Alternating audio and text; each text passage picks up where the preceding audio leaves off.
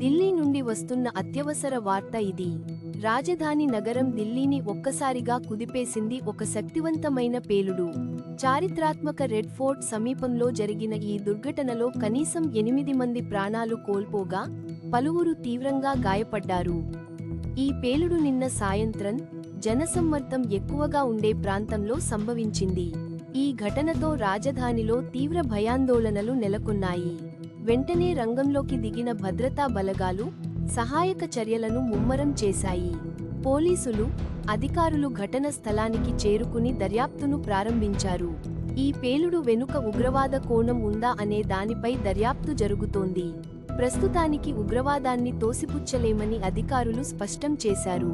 ఈ ఘటనతో దేశవ్యాప్తంగా భద్రతా బలగాలను హై అలర్ట్ చేశారు. ముఖ్యంగా ఢిల్లీలో భద్రతా పహారాను మరింత పెంచారు.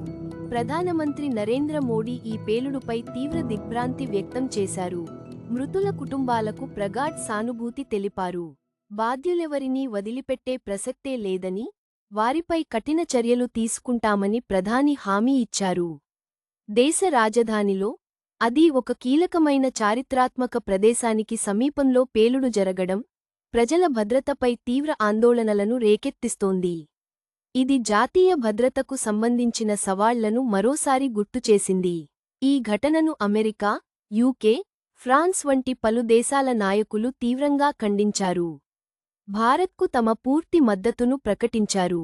ప్రస్తుతం దర్యాప్తు అధికారులు పేలుడుకు గల కారణాలను, దాని వెనుక ఉన్న శక్తులను గుర్తించే పనిలో నిమగ్నమై ఉన్నారు.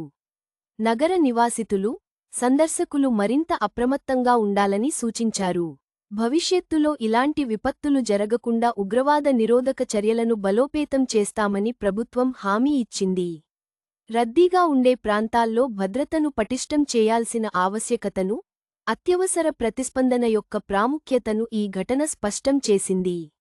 ఈ పరిణామాలపై తాజా అప్డేట్ల కోసం చూస్తూ ఉండండి.